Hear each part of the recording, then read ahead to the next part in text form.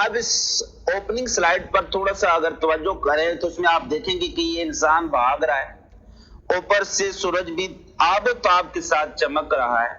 सूरज की गर्मी की वजह से और भागने की वजह से इसमें आग के शोले जनरेट हो रहे हैं, यानी कि इंतहाई जिस्म हीट अप हो रहा है। अब हीट अप आने की वजह से उसका टेम्परेचर जो नॉर्मल टेम्परेचर से राइज करके 37 तक चला जाता है, 36 से 37 पर चला जाता है। तो क्या प्रोसेस है कि वो वापस ऑर्गेनिज्म, वो कौन सा सिस्टम है जो इसके टेम्परेचर को वापस 37 पर मेंटेन रखेगा?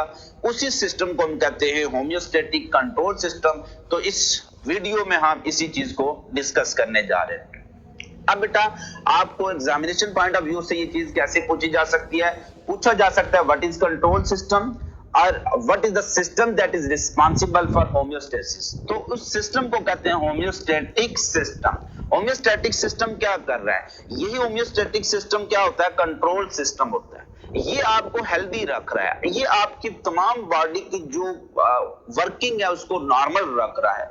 तो इसकी आपने सबसे पहले डेफिनेशन करनी है, फिर उसके कंपोनेंट बताने और फिर इसकी क्या करने आपने वर्किंग बतानी है कि ये काम कैसे करता है। तो इसकी डेफिनेशन क्या है? The system that is involve in homeostasis is called control system. जो सिस्टम आपकी बॉडी में रेगुलेशन कर रहा है उसी को हम क्या कहेंगे? Homeostatic control system. ये एक्चुअली कंट्रोल कर रहा है हर चीज को। आपके जिस्म में वाटर साल्ट लेवल को इंक्रीज नहीं होने दे रहा, डिक्रीज नहीं होने दे रहा। आपके जिस्म में टेम्परेचर को डिक्रीज नहीं होने दे रहा, इंक्रीज नहीं होने दे रहा, टॉक्सिक लेवल को इंक्रीज नहीं होने दे रहा। तो ये सिस्टम जो होता है that is called control system. तो this homeostatic system is adapted or it has been acquired for variety of homeostatic regulation। Variety of homeostatic regulation क्यों? इसी में हम क्या करेंगे? इसी किसके लिहाज से हम ऑस्मो रेगुलेशन करेंगे, इसी के लिहाज से हम क्या करेंगे? थर्मो रेगुलेशन करेंगे, इसी के लिहाज से हम क्या करेंगे? नाइट्रोजनस वेस्ट की रेगुलेशन करेंगे, उनकी एक्सेस अमाउंट को एक्सक्रीट करते रहेंगे। तो बेटा होम्योस्टैटिक कंट्रोल सिस्टम कहाँ मौजूद होता है? वो आपके ब्रेन में मौजूद होता है। और ब्रेन में इसका जो पार्ट है वो हाइपोथैलेमस में वेरी इंपॉर्टेंट जो पार्ट है जो कि इस सिस्टम को काम करवा रहा होता है। तो आप चैप्टर नंबर 17 जब डिस्कस करते हैं नर्वस सिस्टम ऑफ ह्यूमन, तो ब्रेन के फंक्शन में आप डिटेल में डिस्कस करते हैं हाइपोथैलेमस क्या काम कर रहा है। वाटर बैलेंस कर रहा है, इसमें ऑस्मो रेगुलेशन कर रहा है। इसी तरह से टेम्परेचर बैलेंस कर रहा है, थर्मो रेगुलेशन कर रहा है। उसी में होते हैं ऑस्मो रिसेप्टर। रिसेप्टर वाले टॉपिक में आपने डिस्कस किया, वो ऑस्मो रिसेप्टर क्या करते हैं? इन तमाम वेस्ट और तमाम सॉल्यूट के लेवल को मेंटेन रखने की कोशिश कर रहे होते हैं। अब नेक्स्ट अब देखते हैं कि सिस्टम के कौन से कंपोनेंट हैं। ये शॉर्ट क्वेश्चन में आपसे पूछा जा सकता है कि how many component of control system are there. बेटा just like central nervous system, इसके भी कंपोनेंट है। देखिए आपकी सराउंडिंग एनवायरनमेंट में क्या हुई, तब्दीली हुई। वो तब्दीली क्या है? Any change in your external environment is called stimulus. उस तब्दीली को क्या कहेंगे हम? उसको हम स्टिमुलस कहेंगे। एक से ज्यादा है तो उसको स्टिमुलाई कहेंगे। अब बेटा वो तब्दीली आपको कैसे, आपकी बॉडी को कैसे पता चलेगी कि तब्दीली हो गई है? वो तब्दीली बॉडी को ऐसे पता चलेगी कि हमारी बॉडी में सेंसर लगे होते हैं। वो सेंसर, उनको हम कहते हैं रिसेप्टर। रिसेप्टर का मतलब होता है रिसीव करने वाला। ये उस तब्दीली को रिसीव करेगा, उस स्टिमुलस को रिसीव करेगा आना जरूरी है जो आपको ये बताएं कि तब्दीली हो रही है। फिर वो रिसेप्टर क्या करेंगे? पैगाम भेज देंगे। किसको? कंट्रोल सेंटर को भेज देंगे। तो एक कंट्रोलिंग सेंटर होना चाहिए, कंट्रोलिंग मैकेनिज्म होना चाहिए। जैसे ही उसको इशारा मिले कि गर्मी हो रही है तो वो उस गर्मी को क्या करे? वापस कम कर दे। जैसे उस सिस्टम को रिसेप्टर इशारा दे कि सर्दी हो रही है तो सर्दी को क्या कर दे? कम कर दे। कैसे काम करेगा? कंट्रोल सेंटर को भी कोई इफेक्ट दिखाने के लिए, असर दिखाने के लिए कोई सब्सटेंस आना जरूरी है, कोई स्ट्रक्चर आना जरूरी है। उनको क्या कहते हैं? इफेक्टर। और मोस्ट कॉमन इफेक्टर मसल्स या ग्लैंड्स ही होते हैं, जैसे स्वेट ग्लैंड हैं, मसल्स हैं, स्केलेटल मसल है, शिवरिंग करेंगे। तो रिसेप्टर्स ऑर्गन्स होते हैं, सेल्स होते हैं। और कंट्रोल सेंटर हमेशा क्या रहेगा? ब्रेन ही रहेगा। अब वर्किंग ये कैसे करेगा? बेटा इसकी working just like physical control system की तरह। बेटा कंट्रोल सिस्टम दो तरह के होते हैं। एक कंट्रोल सिस्टम है जो नॉर्मल हमारी बॉडी में काम नहीं करता, हमारे घर में काम कर रहा है, this is called physical control system. एक कंट्रोल सिस्टम है जो आपकी बॉडी में काम कंट्रोल सिस्टम। तो यहाँ पर इन दोनों को कंपेयर करके बताया गया कि किस तरह से बायोलॉजिकल कंट्रोल सिस्टम वर्क करता है और वो फिजिकल कंट्रोल सिस्टम के जैसा ही काम कर रहा है। तो ये क्या है, हमारे पास एक फिजिकल कंट्रोल सिस्टम है। ये दोनों कंट्रोल सिस्टम किस रेफरेंस से, एक टेम्परेचर कंट्रोलिंग मैकेनिज्म के रेफरेंस से हमने डिस्कस करवाया। अब देखें कि हमारी बॉडी में हम जो भी चीज कॉपी कर रहे हैं वो नेचर को कॉपी कर रहे हैं। कुदरत ने एक मैकेनिज्म बनाया हुआ आपकी बॉडी में टेम्परेचर कंट्रोल करने वाला, और हमने भी उस मैकेनिज्म को क्या किया, कॉपी किया हुआ। कैसे कॉपी किया हुआ है बेटा, से फॉर एग्जांपल हमने एक बहुत ही अच्छा घर बनाया हुआ। उस घर में हमने एक ऐसा फिजिकल कंट्रोल सिस्टम लगा दिया है जो उस घर के टेम्परेचर को 25 डिग्री से और ना कम होने दे रहा। अब उसी घर की दीवारों में हमने क्या लगाए होते हैं, सेंसर लगाए होते हैं जो काम करेंगे किस लिहाज से, रिसेप्टर के लिहाज से। जैसे रिसेप्टर काम करेंगे, जैसे ये टेम्परेचर 25 डिग्री से कम होगा तो रिसेप्टर इसको क्या कर लेंगे, डिटेक्ट कर लेंगे। रिसेप्टर डिटेक्ट करके क्या करेंगे, टेम्परेचर को वापस इंक्रीज करवाएंगे। इंक्रीज करवाने के लिए उनको किसको जाकर एक्टिवेट करना पड़ेगा, हीटर को एक्टिवेट करना पड़ेगा कि थोड़ी देर के लिए हीटिंग करें, टेम्परेचर को वापस किस पर ले आए, 25 डिग्री पर। जैसे टेम्परेचर 25 डिग्री हो जाएगा तो फिर इससे बढ़ने की कोशिश करेगा, तो वही सिस्टम उठकर क्या करेगा, एक और जो डिटेक्टर लगे होते हैं वो हीटिंग मैकेनिज्म को क्या कर देंगे, बंद कर देंगे। से फॉर एग्जांपल अगर गर्मी हो जाती है, टेम्परेचर 25 डिग्री से क्या हो जाता है, ज्यादा हो जाता है, फिर दूसरे रिसेप्टर जो लगे होते हैं जो गर्मी को डिटेक्ट करने वाले वो एक्टिव हो जाएंगे। वो फौरन पैगाम भेजेंगे किसको, कूलिंग यूनिट को। फैन वगैरह, एसी वगैरह क्या हो जाते हैं, वो ऑन हो जाते हैं, कूलिंग मैकेनिज्म शुरू होगा तो टेम्परेचर वापस नॉर्मल होकर किस पर आ जाएगा, 25 डिग्री पर। बिल्कुल इसी तरह से हमारी बॉडी में ये नेचुरल काम भी अल्लाह ताला ने ऐसे एडजस्ट किया हुआ है कि हमारी बॉडी में भी क्या होते हैं, रिसेप्टर्स होते हैं। वो रिसेप्टर क्या डिटेक्ट करते हैं, सर्दी गर्मी को डिटेक्ट करें। अगर सर्दी को डिटेक्ट करने हैं तो वो रिसेप्टर क्या होंगे, वो कोल्ड होंगे। और अगर गर्मी को डिटेक्ट करेंगे तो वो रिसेप्टर क्या होंगे, वार्मथ रिसेप्टर होंगे।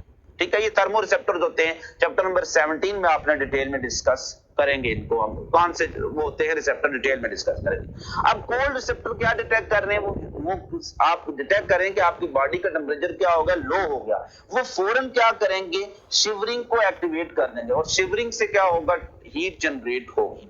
और अगर आपकी बॉडी का टेम्परेचर 37 से हाई हो गया तो फिर क्या होगा, उसको वार्मथ रिसेप्टर डिटेक्ट करेंगे और फौरन जाकर वो स्वेटिंग, पसीने के जो ग्लैंड्स हैं उनको एक्टिवेट कर देंगे। तो इस तरह से आप देखें बायोलॉजिकल कंट्रोल सिस्टम भी रिसेप्टर्स, इफेक्टर्स और कंट्रोल सिस्टम पर मुश्तमिल है, और just like physical control system काम करता है।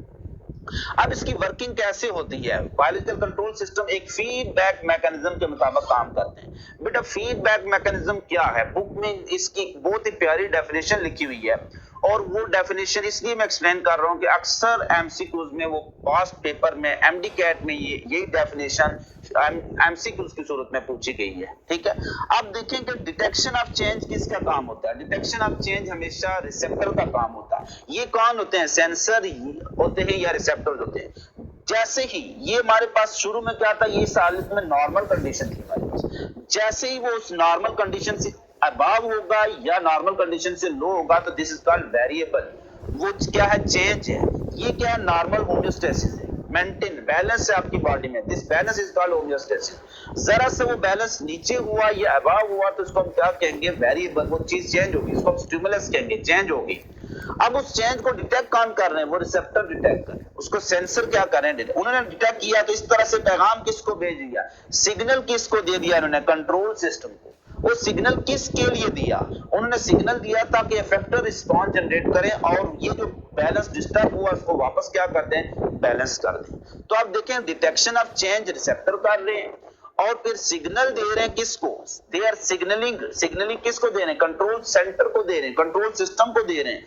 किस मकसद के लिए दे रहे हैं, फॉर इफेक्टर रिस्पॉन्स। तो this detection of change and signalling effector control centre या control system, this is called feedback mechanism. Receptor ने क्या किया, उस चेंज को डिटेक्ट किया, पैगाम किसको भेजा, दिमाग को, किस मकसद के लिए, इफेक्टर रिस्पॉन्स जनरेट करवाने के लिए। ठीक है, अब जो ज्यादातर जो फीडबैक मैकेनिज्म है वो नेगेटिव फीडबैक मैकेनिज्म के मुताबिक काम करते हैं। नेगेटिव का मतलब ये होता है कि जैसे ही वो काम हो गया तो सिस्टम को वापस बंद कर देना। यानी जो आप से फॉर एग्जांपल आपके पेरेंट्स आप पर इन्वेस्टमेंट कर रहे हैं कि बेटा हमारा अच्छा पढ़ेगा, बेटी हमारी अच्छा पढ़ेगी, अब अगर आप अच्छा पढ़ते हैं तो वो आपका जो रिजल्ट होगा वो आपके पेरेंट्स जो आपके मेन कंट्रोलिंग सिस्टम है उनको मजीद स्टिमुलेट करेगा कि आप पर और इन्वेस्ट करें। लेकिन अगर आपका रिजल्ट अच्छा नहीं आता तो वो क्या करेगा, उसको थोड़ा सा डिक्रीज करेगा, उनकी उनकी उस पैशन को, उस जज्बे को डिक्रीज करेगा कि इस पर पैसे खर्च करने की जरूरत नहीं है। तो अगर आपका सिस्टम, आप जो रिजल्ट दे रहे हैं, अगर आपका रिजल्ट होगा आपके पेरेंट्स में अंदर क्या मजीद जज्बा पैदा करें तो दिस इज पॉजिटिव फीडबैक। लेकिन अगर आपका रिजल्ट उठकर वो रिजल्ट आपके पेरेंट्स के अंदर जज्बे को कम कर दे, this is called negative feedback. जैसे एक और एग्जांपल देता हूं, आपने टेंपरेचर कंट्रोल करने के लिए घर में एसी लगाया हुआ, एसी का आपने टेंपरेचर सेट किया 37 डिग्री पर। एसी का काम क्या है, टेंपरेचर को आपने एसी का टेंपरेचर को मेंटेन किया हुआ आपने 30 डिग्री पर या 28 पर सेट कर दिया आपने कि मेरे घर का टेंपरेचर या रूम का टेंपरेचर 28 पर ही रहे। अब होगा क्या कि एसी ने जैसे टेंपरेचर बढ़ेगा तो उसका कूलिंग यूनिट क्या हो जाएगा, ऑन हो जाएगा, टेंपरेचर वापस किस पर आ जाएगा, 28 पर। अगर वो कूलिंग सिस्टम चलता रहता तो टेंपरेचर 28 से वो नीचे जाके फ्रीजिंग में चला जाता है, जैसे आप देखेंगे फ्रीजर में होता है। तो लेकिन क्या होता है कि एक और सिस्टम है, यही लो टेंपरेचर उठकर एसी के कूलिंग यूनिट को बंद कर देगा कि टेंपरेचर मजीद कम नहीं करना।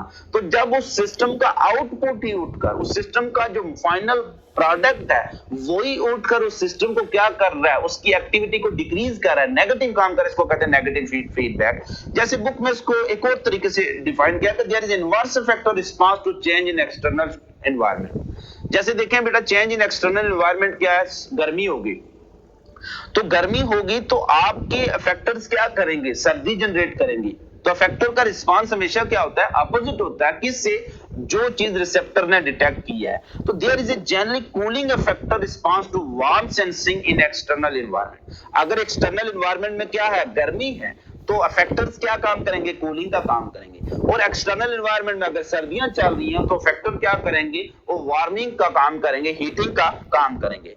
जैसे रिसेप्टर हमारी बॉडी में दो तरह के हैं, एक होते हैं कोल्ड रिसेप्टर जो टेंपरेचर डिटेक्ट करते हैं जब आपकी बॉडी का टेंपरेचर 37 से कम हो गया, और एक है वार्म रिसेप्टर जो उस चीज को डिटेक्ट करते हैं जब बॉडी टेंपरेचर आपका क्या हो गया, इंक्रीज हो गया।